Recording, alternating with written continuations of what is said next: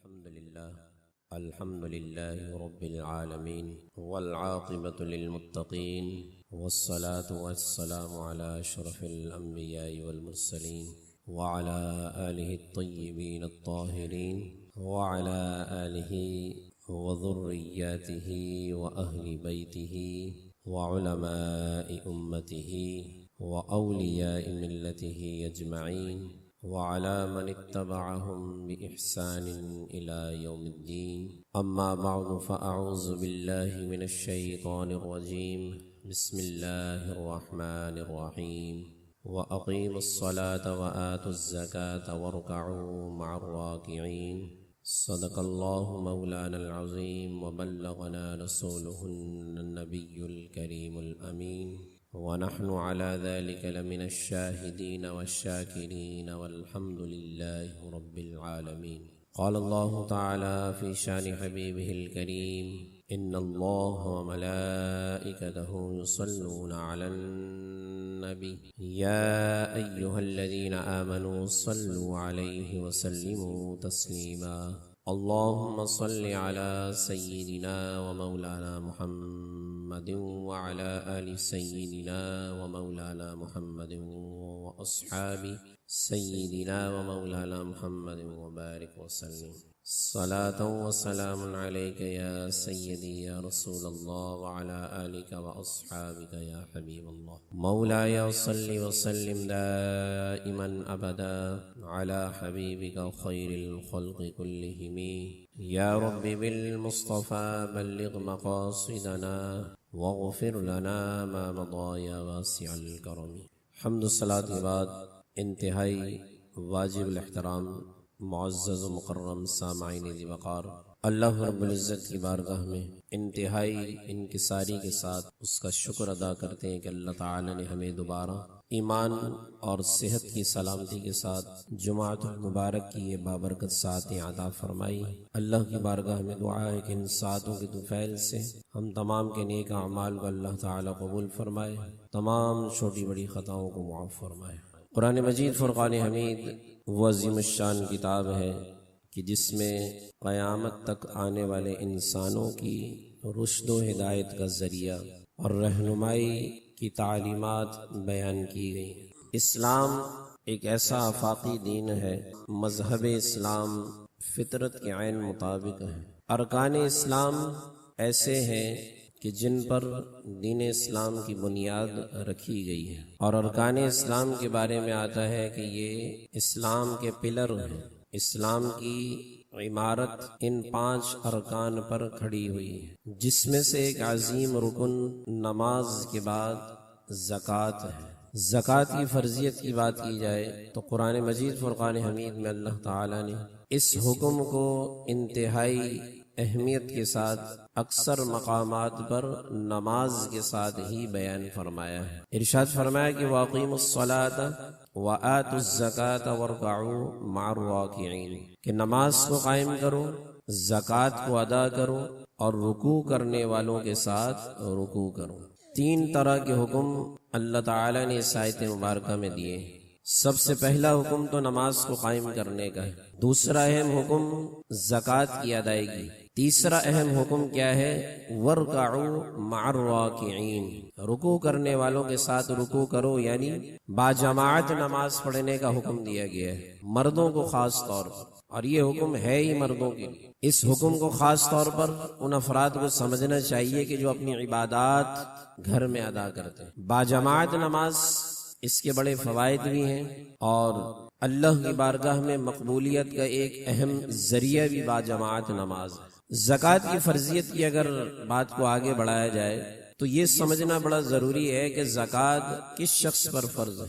زکوٰۃ کی فرضیت میں کون سے افراد آتے ہیں؟ اللہ نے جو دین اسلام کی دولت ہمیں عطا کی ہے، اگر اس کے آغاز سے ہی قرآن مجید فرقان حمید کا مطالعہ جب ہم شروع کرتے ہیں تو اللہ کو اپنی بارگاہ میں خرچ کیے جانے والے مال سے بڑی محبت ہے. سورۃ البقرہ کا آغاز جب آپ کریں تو پہلی آیت کے بعد اللہ تعالی نے کیا ارشاد فرمایا کہ الذین یؤمنون بالغیب ویقیمون الصلاة ومما رزقناہم ینفقون، کہ متقین وہ لوگ ہیں کہ جو غیب پر ایمان رکھتے ہیں، نماز کو قائم کرتے ہیں اور ہمارے دیے ہوئے رزق میں سے، یہ نقطہ اللہ نے بڑا خاص بیان کیا ہے، ہمارے دیے ہوئے رزق میں سے خرچ کرتے ہیں۔ جہاں دیگر نعمتیں اللہ نے ہمیں عطا کی ہیں، وہیں رزق کی نعمت بھی اللہ نے ہی ہمیں عطا کی۔ آج ہم اس بات پر فخر نہ کریں کہ یہ مال ہمارا اپنا کمایا ہوا ہے، یہ مال ہماری اپنی محنت اور خون پسینے کی کمائی ہے، ایسا نہیں، بلکہ یہ مال، یہ رزق اللہ تعالی نے ہمیں عطا کیا، اور اللہ کی بارگاہ میں یہ اتنا پسندیدہ عمل ہے نماز کے بعد خرچ کرنا، اللہ کی راہ میں خرچ کرنا، یہ اللہ کو بہت زیادہ پسند ہے۔ اسی لیے ارشاد فرمایا وَمِمَّا رَزَقْنَاهُمْ يُنْفِقُونَ، کہ متقین وہی لوگ ہیں کہ جو ایمان بالغیب کے بعد نماز کو قائم کریں اور ہمارے دیے ہوئے رزق میں سے ہماری راہ میں خرچ کریں۔ فرضیت کی بات کریں تو اللہ تعالیٰ نے زکوٰۃ ہر ایک پر فرض نہیں کی، بلکہ اللہ تعالیٰ نے ایک معینہ مقدار بیان کی ہے کہ اتنی مقدار میں اگر مال کسی کے پاس موجود ہو، اگر 7.5 تولہ سونا یا 52.5 تولہ چاندی، اتنی مالیت کی جیولری سونا اگر کسی کے پاس ہے، زکوٰۃ اس پر فرض ہے، یا اگر 52.5 تولہ چاندی کی مقدار میں جیولری اس کے پاس موجود ہے، اور پھر مکمل سال جب اس پر گزر جائے گا، اور سال سے مراد بھی ہجری سال، یہ بات پہلے بھی میں کئی مرتبہ گاہے بگاہے عرض کرتا رہتا ہوں کہ دین اسلام کے جتنے احکامات ہیں ان کا دار و مدار ہجری مہینوں پر ہوتا ہے۔ جیسے عدت کے ایام، ان کا شمار ہجری مہینوں کے اعتبار سے ہوگا، اسی طرح زکوٰۃ کی فرضیت کا جو سال شمار کیا جاتا ہے وہ بھی ہجری سال کے اعتبار سے۔ تو اب اس پر جب سال مکمل ہو جائے گا تو اب شریعت کے مطابق اس پر زکوٰۃ دینا فرض ہے۔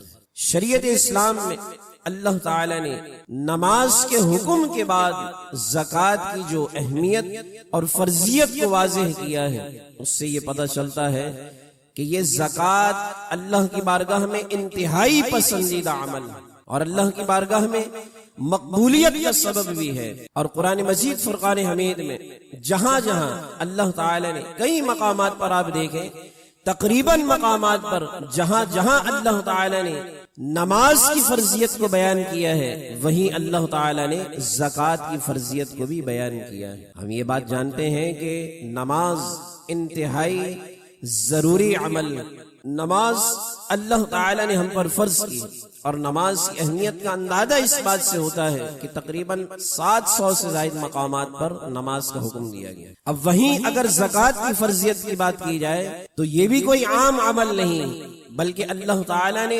جہاں جہاں نماز کی فرضیت کی بات کی ہے، تقریباً کئی مقامات پر اللہ تعالی نے زکوٰۃ کی فرضیت کو بھی اس کے ساتھ بیان کیا ہے، اور ارشاد فرمایا کہ وَأَقِیمُوا الصَّلَاةَ وَآتُوا الزَّکَاةَ، کہ نماز کو قائم کرنے والے متقین افراد وہی ہیں کہ جو زکوٰۃ کو بھی ادا کرتے ہیں۔ زکوٰۃ کی فرضیت کا حکم کیوں دیا گیا، اس بارے میں اگر ہم غور کریں تو یہ اسلامی معاشرہ جو ہے، پہلے تو ہم نے یہ سمجھ لیا کہ زکوٰۃ ہر ایک پر فرض نہیں، بلکہ معاشرے کے وہ چند افراد کہ جو صاحب استطاعت یا مالک نصاب ہو جاتے ہیں، مال کی اس خاص کیٹیگری تک پہنچ جاتے ہیں، تب ان پر زکوٰۃ فرض ہے، اور جو اس سے نچلے طبقے کے لوگ ہیں ان پر زکوٰۃ فرض نہیں۔ اب زکوٰۃ کی فرضیت کا حکم اللہ تعالی نے معاشرے میں سے تھوڑے افراد پر لاگو فرمایا ہے، اس سے پتہ یہ چلتا ہے کہ اسلامی معاشرے کا نظام اور زکوٰۃ کی فرضیت کا معاملہ لازم و ملزوم ہے۔ اور جب زکوٰۃ ادا کرنے والے جب زکوٰۃ ادا کرتے ہیں تو ایک نظام ایسا ہے کہ اللہ تعالی نے امیروں کے مال میں جو یتیم ہیں، مسکین ہیں، بیوائیں ہیں، غریب اور نادار افراد ہیں، ان افراد کی کفالت، ان افراد کے مال کا حصہ اللہ تعالی نے امیروں کے مال میں رکھا ہے۔ اس کی ایک چھوٹی سی مثال میں آپ کو دوں جو پہلے بھی میں نے غالباً بیان کی تھی کہ ایک صاحب سے کسی نے پوچھا کہ آپ جب گھر میں چیزیں لے کر آتے ہیں تو اس کی تقسیم کس طرح کرتے ہیں؟ یہ زکوٰۃ کی تقسیم کا معاملہ اس مثال سے آپ آسانی سے سمجھ جائیں گے۔ تو وہ صاحب کہنے لگے کہ میرے 3-4 بچے ہیں، میں جب بھی گھر میں کوئی چیز لے کر آتا ہوں تو جو سب سے بڑا بیٹا ہے اس کے ہاتھ میں دے دیتا ہوں اور اس کو یہ حکم دیتا ہوں کہ باقی بہن بھائیوں میں برابر برابر تقسیم کر دو۔ اب سوال کرنے والے نے سوال کیا کہ کسی دن آپ کو پتہ چلے کہ آپ کا بڑا بیٹا صحیح تقسیم نہیں کر رہا تو آپ کیا کریں گے؟ تو اس نے بڑا آسان سا نسخہ بتایا کہ جب مجھے یہ پتہ چلے گا کہ میرا بڑا بیٹا باقی بہن بھائیوں میں وہ مال وہ چیز صحیح تقسیم نہیں کر رہا تو اس کے بعد پھر میں یہ کروں گا کہ ہر ایک کا حصہ اپنے ہاتھ سے دوں۔ یہ دانشور نے مثال بیان کرتے ہوئے یہ امیروں کو سمجھایا ہے کہ اللہ تعالی نے امیروں کے مال میں غریبوں کا، یتیموں، مسکینوں، بیواؤں کا حصہ رکھا ہے، اور جب انسان اپنے مال میں سے ان کا حصہ پہنچاتا رہتا ہے تو اللہ تعالیٰ اس کے مال میں فراوانی کرتا رہتا ہے۔ لیکن انسان جب روک لے، اپنا ہاتھ کھینچ لے، تو پھر ہوتا یہ ہے کہ رب کی تقسیم کیسی ہے کہ رب تعالیٰ پھر ان کے ذریعے سے یتیموں بیواؤں کو نہیں پہنچائے گا بلکہ از خود ان کے رزق کا انتظام کرے گا۔ ہمارے معاشرے کا حال بھی یہی ہے، اور خاص طور پر ایک حدیث مبارکہ جو میں نے آج پڑھی میں ہل کر رہ گیا۔ ہم کئی عرصے سے، اب تو یہ 2-4 سال سے بارشیں کراچی میں ہو رہی ہیں، اس سے پہلے آپ عرصے دراز سے آپ دیکھیں کہ بارشوں کا سلسلہ بالکل رک گیا تھا۔ حضور سید عالم صلی اللہ تعالی علیہ وآلہ وسلم نے ارشاد فرمایا، بطور خاص آپ نے ارشاد فرمایا زکوٰۃ کے بارے میں، آپ نے ارشاد فرمایا کہ جب کسی معاشرے میں لوگ زکوٰۃ دینا بند کر دیں، اپنا ہاتھ اللہ کی راہ میں خرچ کرنے سے روک لیں، تو حضور سید عالم صلی اللہ علیہ وآلہ وسلم ارشاد فرماتے ہیں کہ اللہ تعالیٰ ایسے معاشرے پر بارشوں کو برسانے سے روک لیتا ہے۔ آج ہم اپنے معاشرے کا حال دیکھیں، بے شمار چیزیں ہمیں باور کرواتی ہیں، ہمیں بار بار یہ بتاتی ہیں کہ ہم اللہ کی حدود کو عبور کر رہے ہیں۔ آج ہم اپنے معاشرے میں دیکھیں کہ ہمارے پھلوں سے مٹھاس ختم ہو گئی، ہمارے معاشرے میں ہم دیکھیں کہ ہماری نئی نسل میں محبت کا جذبہ، بڑوں کی محبت اور ان کا ادب و احترام کا جذبہ ختم ہو گیا ہے۔ یہ ہمارے عمل کا حال ہے، یہ ہمارے عمل، ہمارے اعمال جب قرآن و سنت سے ہٹتے چلے جائیں گے تو اس کا وبال، اس کا گناہ ہمیں اپنی چیزوں میں نظر آئے گا۔ اس لیے حضور سید عالم صلی اللہ تعالی علیہ وآلہ وسلم نے زکوٰۃ کے مال کو پسند فرمایا ہے۔ اور لفظ زکوٰۃ کی بات کی جائے تو زکوٰۃ کا معنی کیا ہے؟ پاک کرنا، بڑھانا، زیادتی کرنا۔ اور حضور سید عالم صلی اللہ تعالی علیہ وآلہ وسلم نے ارشاد فرمایا کہ جو شخص زکوٰۃ کی ادائیگی کرتا ہے وہ دراصل اپنے باقی مال کو میل سے پاک کر لیتا ہے۔ اللہ تعالیٰ کی بارگاہ میں جب زکوٰۃ کی ادائیگی کی جائے، اب زکوٰۃ ہے کتنی؟ یہ اللہ کی کرم نوازی کہ اللہ تعالیٰ نے مکمل مال کی زکوٰۃ ہم سے نہیں مانگی، بلکہ مال کا چوتھائی حصہ 2.5% مال کا حصہ اللہ تعالیٰ نے ارشاد فرمایا کہ یہ تمہیں زکوٰۃ میں ادا کرنا ہے۔ اس کی مثال میں قربانی سے دینا چاہوں گا کہ حضور سید عالم صلی اللہ تعالی علیہ وآلہ وسلم کی امت پر قربانی کو بھی فرض کیا گیا ہے صاحب استطاعت پر۔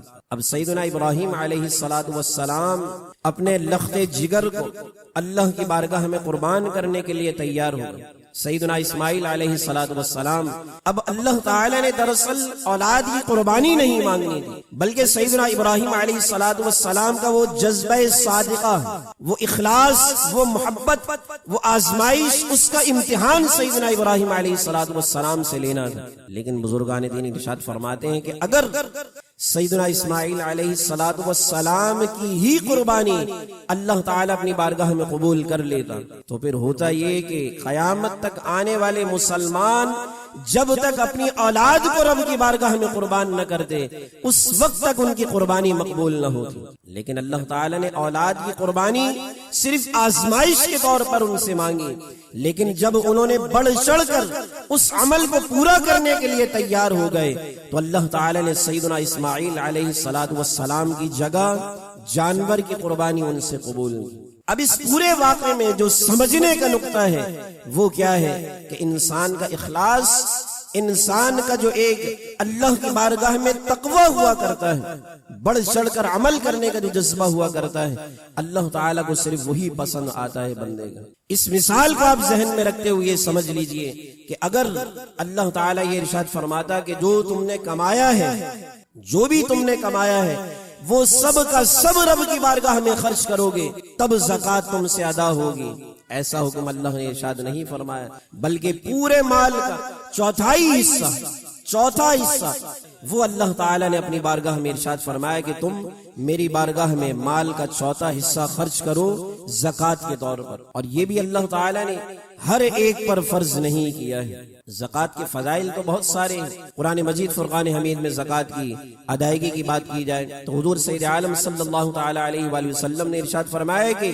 اللہ تعالیٰ زکوٰۃ کی ادائیگی کی وجہ سے جو تمہارا بقیہ مال ہے، قرآن مجید فرقان حمید میں کئی مقامات پر اللہ تعالیٰ نے ارشاد فرمایا کہ انما اموالکم واولادکم فتنہ، کہ بے شک تمہارا مال، تمہاری اولاد تمہارے لیے آزمائش ہے، فتنہ ہے۔ اب مال بھی فتنہ ہے، اولاد بھی فتنہ ہے۔ حضور سید عالم صلی اللہ تعالی علیہ وآلہ وسلم نے ارشاد فرمایا کہ جو بندہ مومن رب کی بارگاہ میں اپنے مال کی زکوٰۃ نکالتا ہے تو جو مال کا فتنہ ہے، مال کا شر ہے، اللہ تعالیٰ اس کی زکوٰۃ کی ادائیگی کی وجہ سے اس کے مال کے شر کو اس سے دور کر دیتا ہے۔ بتائیے کتنا بڑا انعام ہے۔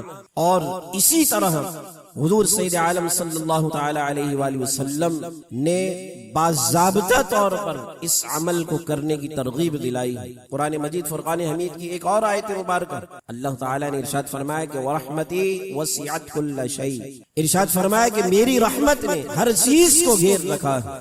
فَسَأَكْتُبُهَا لِلَّذِينَ يَتَّقُونَ وَيُؤْتُونَ الزَّكَاةَ وَالَّذِينَ هُمْ بِآيَاتِنَا يُؤْمِنُونَ۔ قرآن مجید فرقان حمید کی آیت مبارکہ اللہ تعالیٰ ارشاد فرماتا ہے کہ جو شخص زکوٰۃ کی ادائیگی کرے تو عن قریب میں اس کے نامہ اعمال میں، اس کے معاملے میں اپنی رحمت لکھ دوں گا۔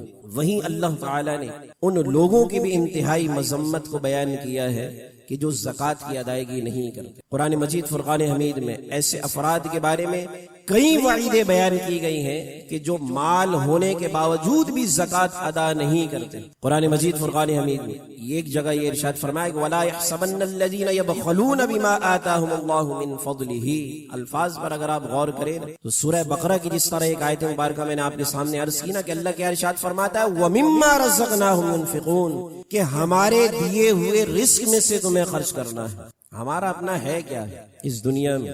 بے سر و سامانی کے عالم میں انسان دنیا میں آتا ہے، حتیٰ کہ جب دنیا میں آتا ہے تو بدن پر کپڑا تک نہیں ہوتا، بالکل برہنہ حالت میں بے سر و سامانی کے عالم میں دنیا سے آتا ہے، اور جب دنیا سے جاتا ہے تب کیا حال ہے؟ تب بھی بے سر و سامانی کے عالم میں دنیا سے جا رہا ہے۔ پوری زندگی انسان سوچے کہ ہمارا اپنا کیا ہے۔ اللہ تعالیٰ نے جب دنیا میں بھیجا ہے تو بے شمار نعمتوں کے ساتھ اللہ تعالیٰ نے اس دنیا میں بھیجا ہے۔ جسمانی نعمتیں تو اپنی جگہ، دیکھنے کی، بولنے کی، سننے کی، کھانے کی، پینے کی، پکڑنے کی، چلنے کی، یہ ساری نعمتیں جو انفرادی طور پر اللہ تعالیٰ ہمیں جسمانی نعمتیں عطا فرماتا ہے، یہ سب اپنی جگہ ہے۔ لیکن اس کے علاوہ اللہ تعالیٰ دنیا میں آنے کے بعد والدین کی نعمت عطا کرتا ہے، یعنی اگر والد کی نعمت نہ بھی ہو تو والدہ کی نعمت انسان کے حصے میں آتی ہے۔ اسی طرح پھر اگر بہن بھائی تو وہ نعمت انسان کے حصے میں آئے گی۔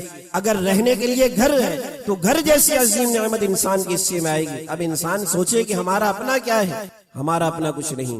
پھر انسان جب بڑا ہوتا ہے قوت گویائی بھی اللہ تعالیٰ ہی عطا کرتا ہے، قوت سماعت بھی اللہ تعالیٰ ہی عطا کرتا ہے۔ لیکن انسان جب بولنے کے قابل ہوتا ہے تو انسان اگر رب کا ذکر کرتا رہے، رب کا شکر کرنے میں اپنی زندگی گزارے تو یہ شکر کرنے والی زبان اور ذکر کرنے والی زبان بھی صرف رب ہی عطا کرتا ہے۔ اس طرح رزق کی نعمتیں انسان کو ساری زندگی عطا کی جاتی ہیں۔ انسان مال حاصل کرتا ہے، یہ سب نعمتیں اللہ تعالیٰ انسان کو عطا کرتا ہے۔ تو اللہ تعالیٰ ارشاد فرماتا ہے کہ وَمِمَّا رَزَقْنَاهُمْ يُنْفِقُونَ، جو ہم نے تمہیں عطا کیا ہے وہ سب کا سب تمہیں خرچ نہیں کرنا، بلکہ اس میں سے تھوڑا سا خرچ کرنا ہے۔ اور یہ بات بھی یاد رکھیے، زیادتی کے مفہوم کو اپنے ذہن میں رکھا کرے۔ حضور سید عالم صلی اللہ علیہ وآلہ وسلم کی خدمت اقدس میں ایک شخص حاضر ہوئے اور عرض کی کہ یا رسول اللہ صلی اللہ علیہ وسلم کہ میں وصیت میں سارا کا سارا مال اللہ کی راہ میں خرچ کرنے کی تلقین کرنا چاہتا ہوں، یعنی میں جب مر جاؤں، دنیا سے رخصت ہو جاؤں، تو میں یہ وصیت کر کے جانا چاہتا ہوں کہ میرا سارا مال اللہ کی راہ میں خرچ کر دیا جائے۔ تو حضور سید عالم صلی اللہ تعالی علیہ وآلہ وسلم نے اس کو ناپسند کیا ہے۔ آپ نے ارشاد فرمایا کہ تمہارے اہل و عیال کا بھی حق تم پر ہے، ان کے حقوق کی ادائیگی بھی تم پر ہے، سارا مال اللہ کی راہ میں خرچ نہیں کرنا۔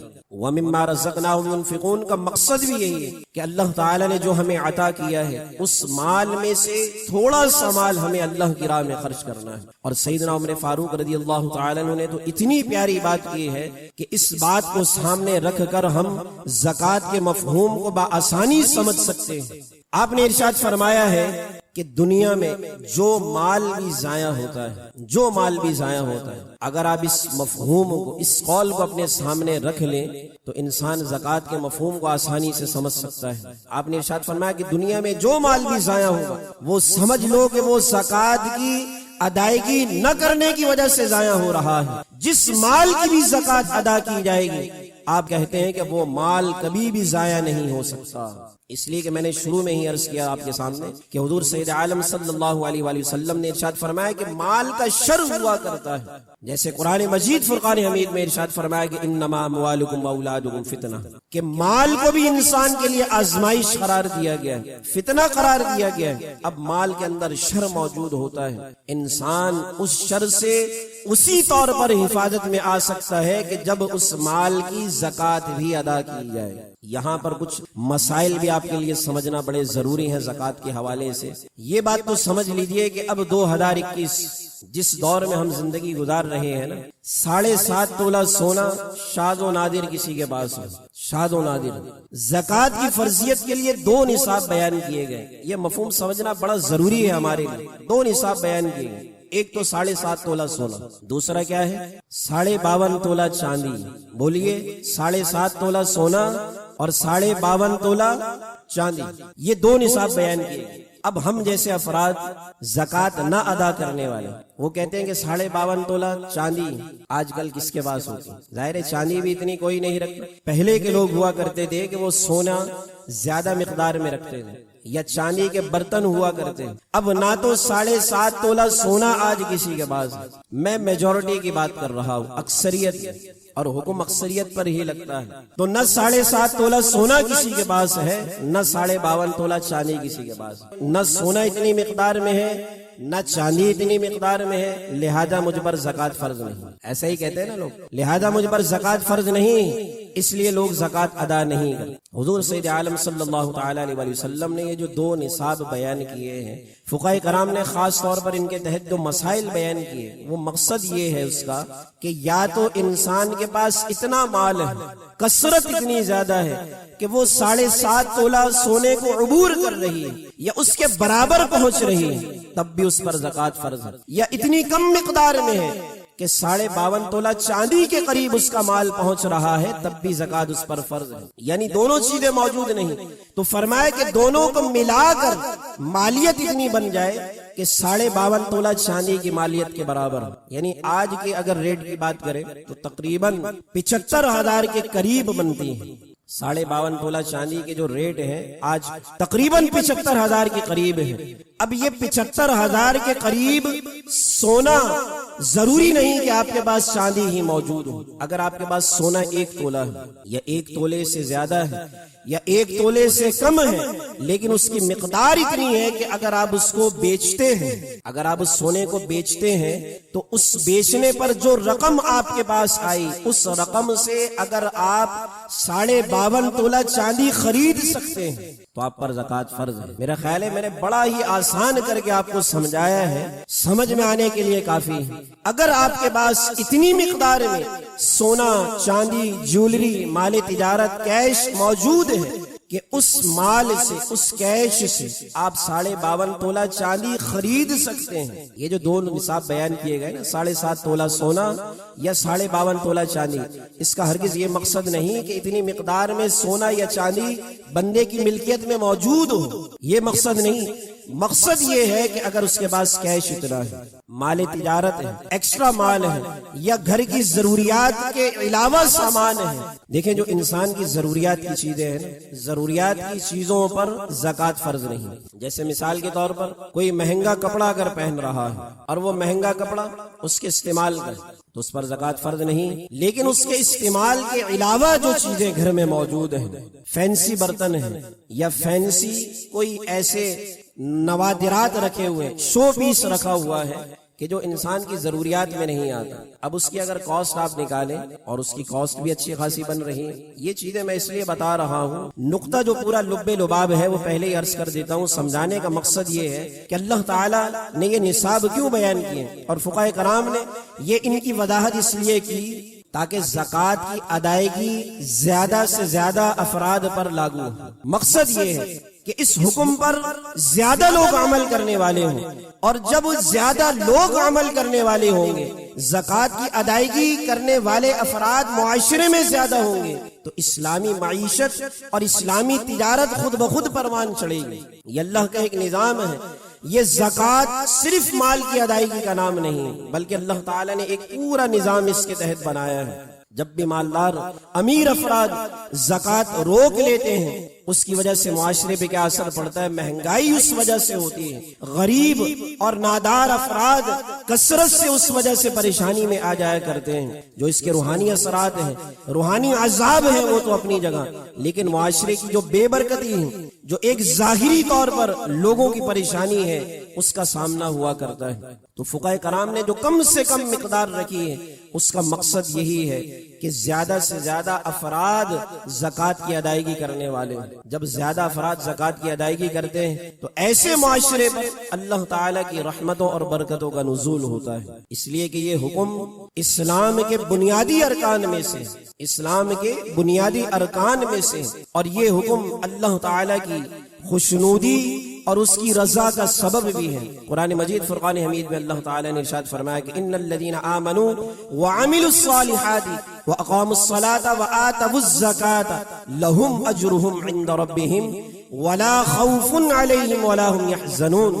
زکوٰۃ کی ادائیگی کرنے والوں کو اللہ تعالیٰ ارشاد فرماتا ہے کہ وہ نہ دنیا میں غمگین ہوں گے، نہ دنیا میں پریشان ہوں گے، نہ آخرت میں ان کو کوئی خوف ہوگا۔